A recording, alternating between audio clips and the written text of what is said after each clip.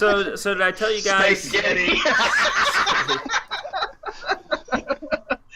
I'm done. I quit. That's the end of the show.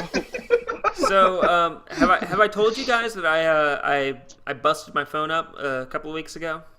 You mean back before Congratulations. Christmas? No, it was after Christmas. I slipped on some ice and it flew and fell on the ground, busted into pieces. And I've been looking for some new phones. Jonathan, you have any suggestions?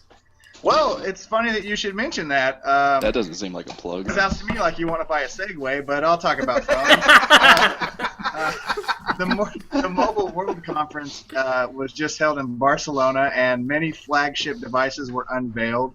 And two of the biggest talked about devices were from LG and Samsung. Now, Samsung, as we all know, Supports the Sith Empire. and that's a big problem. Let's go back to Star Wars. We're gonna overlook their support of the Sith because they make such beautiful devices. Their last cycle, they came out with the S6, the S6 Edge, and the S6 Edge Plus. The S stands for Sith. Right? We all know that as well. I mean, it's not a coincidence that their flagships are called Galaxies, and they're made far, far away. And their newest flagships were unveiled, and they're basically S6s, except they're called S7s now. So there's two versions. There's an S7 and an S7 Edge, and They're even Sithier than the last. exactly. They're 7 times Sithier than the first one. And they're waterproof. They're not allowed to say waterproof, but they're IP68 Water resistant. water resistant. 6.8 is dustproof and waterproof up to 1 meter submerged completely for more than 30 minutes. But They are working on force proof, but they haven't gotten there yet. right, they're going to have to get some Yasalamaris in there. But anyway, the cool thing about it is on the S6 they had some waterproof variants, but you had to cover the ports. Well, these ports are sealed internally, so you don't have to ruin the aesthetic aspects of your phone to make it water resistant. There's also a couple features they added back. They added back in the SD card support. They added in. They're going to ship with Android 6.0 Marshmallow. So they're really exciting phones if you're a Samsung, enthusiast. But I think what's more interesting is what LG did, and the LG G4 was their last flagship, and As we all know, they support the Republic. right, they're on the side of the resistance. Bastards. What Trying is to the- shoot the photons into the Right. ports. and what does the G and the G5 stand for, Zach? The LG G5, what's that G stand for? Stands for good guys. Okay. Anyway, they unveiled their G5, and their G5 is going to be Gungans. It stands for Gungans. Okay, good job. So in other words, don't buy that fucking phone. Exactly. Misa, drop your They call. support guns. Fuck 'em.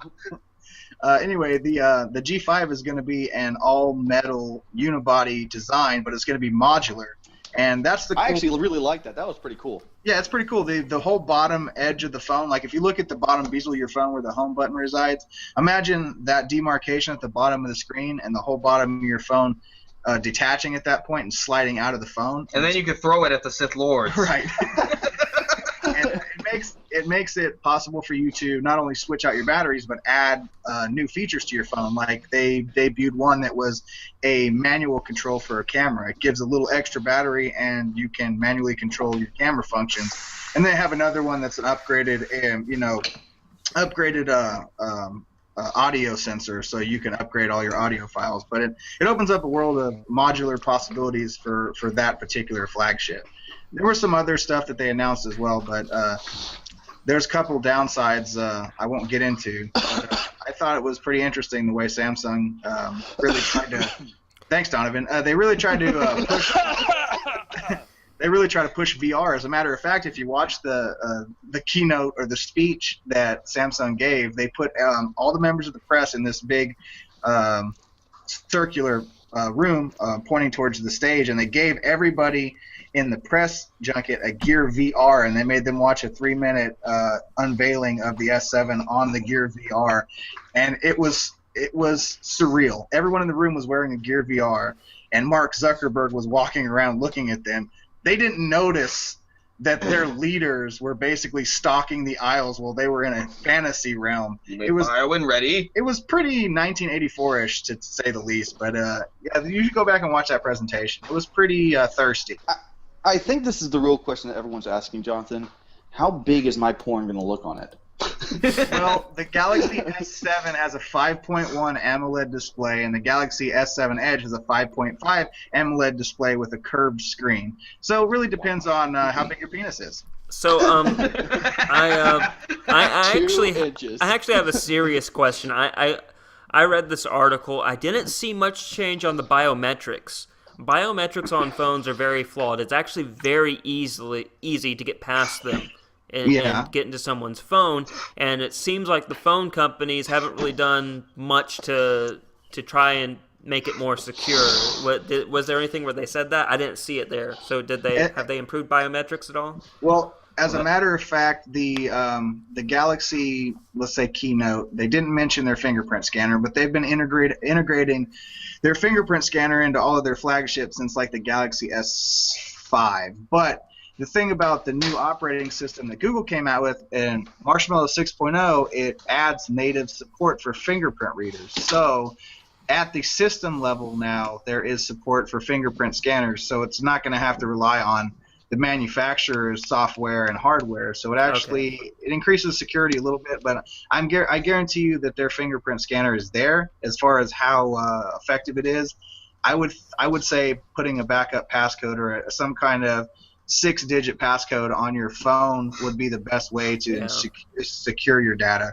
I mean, that's the reason that they haven't been able to crack the San Bernardino iPhone, is because he has a 6-digit passcode, and they just can't crack it. You know, if the phone's encrypted and you have a passcode, especially a passcode setting that deletes all your data after too many attempts, then you're pretty much good to go.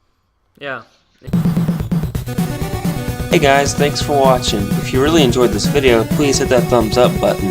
And if you want to keep up with everything we're doing, hit the subscription button on the video. And if you want to see more 2-Bit podcast videos, hit the video on the right. Or if you want to see some 2-Bit reviews, hit that video on the left. Anyway guys, thanks for watching, and I hope you have a wonderful day.